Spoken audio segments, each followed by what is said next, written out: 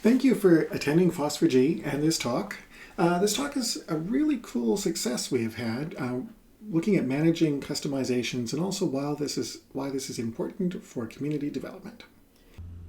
This talk is based on GeoCat's experience maintaining specific catalog portals for several Canadian government agencies as well as our local municipalities. This approach has been so successful we've adopted it in our GeoNetwork enterprise product, enabling GeoCat to be far more active in GeoNetwork community while meeting our customers' needs. Thanks to our employer GeoCat for the opportunity to speak today. GeoCat is a passionate open source company and a sponsor both of OSGeo and today's event. We primarily focus on supporting government and spatial data infrastructure with GeoNetwork. My name's Jody. I'm joining you from Victoria, British Columbia, on the west coast of Canada. I've been a member of the open source community for some time, although I've only recently started working with GeoNetwork. And I'm Dave Blasby, also from GeoCat Canada. I'm a long tenured member of the open source community and a developer with GeoNetwork. For this part of the talk, we're going to talk about forking. In this context, it means making a copy of GeoNetwork and then just hacking and modifying it for your specific needs. This is really common in website and portal development. Forking is popular and awesome. One of the main reasons developers do the fork and modify process is because you get results easily and quickly. The main reason is because you only have to worry about your specific application and not anybody else's. If there's code in there for a specific use case or user interface and you don't need it, you can just get rid of it. You only have to make things work for your application. Understanding and working with other people's specific needs isn't important. Let's look at that in action. There we go. I'll just fork GeoNetwork, and I need a schema, so I'll just fork that. Let's see here, edit this. Don't need that, delete. Don't need that, delete. Don't need that, delete. Oh, that's kind of what I want. I'll just hack some stuff in here. Let's see that. I'll change this, change that. Let's see, copy, paste, paste. Let's see over here, paste. There we go. All done. There we go. Finished. Awesome. Fork and modify really helps to accelerate creating a project tailored to specific needs. However, like a late night party, it's only later that you feel the downsides.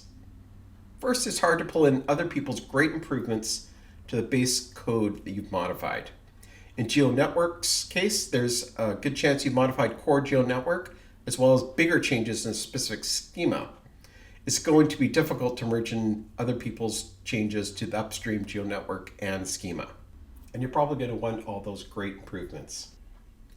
Second, it's going to be difficult to share your obviously awesome changes with other people. In order to work quickly, you've probably modified in a convenient location instead of a shareable location. Your solution is probably quite specific instead of generalized.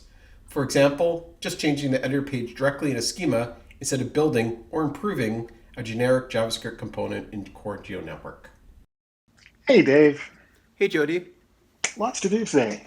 We got to upgrade to use the latest GeoNetwork 3.12.1. Also, I see that Ian's put some great HNAP changes in, but they don't have a release yet.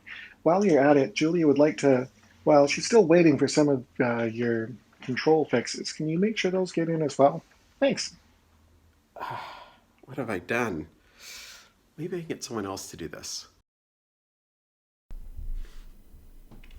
So, one of the real downside, beyond the sheer difficulty of managing updates once you've forked, is it really takes every little developer community out into like an island on your own. So if you actually review the outstanding forks for core GeoNetwork, you can find small clusters of developers working on branches from years ago, often when their national portal was created. And it would be really great if we could recruit these people back and have them return and participate in the larger GeoNetwork community. There are mechanisms to take place in the community, things like pull requests and issue trackers and so on, but this really doesn't play well when trying to combine your own fixes, which you wish to share, with customizations that are only of interest to you. The approach we've been using at GeoCat for years is to rebase. So basically starting again with a new copy of core-geonetwork, the next one, and then replaying all the changes and customization one at a time using git cherry pick. So this is what we've been doing at GeoCAD. It's really labor intensive and error prone, very manual. So yeah, that's a real challenge, and a perfect spot to try and take on challenges is a code sprint. And we had a Bolsena work from home code sprint last year. So I went into this really wanting to try and check out or look into an alternate approach. So I wanted to start with a standard core GeoNetwork. I wanted to mix in official schema plugins, and I really wanted to see if I could kind of layer in custom views and other customizations over top, and if possible, see if we could automate some of the kind of common project configuration steps that normally you do when you set up GeoNetwork by hand. Our experiments coalesced into 3 techniques, each with a big win. First, we used wire overlay to combine 3 levels of work: GeoNetwork Core, a generic metadata schema, and a project-specific customization. Jody's going to talk about this next. Second, we created more generic components, especially for UIs, shareable in GeoNetwork, but easily configurable for each specific use. Finally, we added programmatic or organizational support for defining configuration parameters. Thanks, Dave. So just to talk about that first one, the wire overlay approach. To begin with, if you're just using the build system called Maven to create a wire, it combines the classes that you've got to create with your web-in folder, which is kind of like the driving directions for your web application. You combine all of those into what's called a web archive file, and that's what you end up running. Wire overlay lets us define additional things that we can add into the mix. So as an example here, if we can take a zip file that's been pre-compiled with like a user guide and unpack it into the doc folder. We can also take entirely existing web applications and use that as a starting point. So in this one here, I'm taking the core GeoNetwork application, the entire thing, and I'm unpacking and making use of that. So this is contributing the web-inf lib folder with all the jars and everything that make up core GeoNetwork. And then I can also choose to include different schema-specific plugins. So these are things that normally you would install by hand when you set up GeoNetwork. I can actually include them into like a predefined WAR ready to go. So in this case, I'm including the HNAP Harmonized North American Profile, which is a profile we use here in Canada. But really, the number one reason folks want to customize GeoNetwork is to create a custom view. And WAR overlay is just a great approach to that. So just hitting that number one use case. In addition to making a customized view where you can override any file, in this case, you can just override the footer and leave everything else unchanged. You can also see how adding a documentation folder works out here. We can include our own user guide. And one kind of really fun example of the deep integration that's possible is these tooltips that come up, these descriptions. They're buried deep inside a labels XML file inside like a schema plugin. You can actually reach in and just override the file you care about, and in this case provide a link from the topic category description to the correct page of that user guide. So it's really nice to see everything come together and be managed in one repository. So this approach is a real success. We've got our customizations being managed separately from the original core GeoNetwork code. We can use that official core GeoNetwork release from the community, and it's just as easy as updating a version number. We still have to do some QA to check that everything works, but just doing the update is so much easier. And the real effect of that is we can now participate in the core GeoNetwork community a lot more directly. Now, not everything was totally easy. One of the things you use when you're trying out GeoNetwork development is use a command called maven jetty run to try things out. That didn't work because so much of GeoNetwork expects relative paths to function. So we had to use a different technique where it produces a WAR and unzips it and runs that. I also found that a bunch of the schema plugins all had the same version number. Are you developing the latest thing? Version 3.7. Are you developing something from 3 years ago? Also version 3.7. So it was very challenging to try and figure out what what schema plugins were being used. So we've actually been working on fixing that with the community.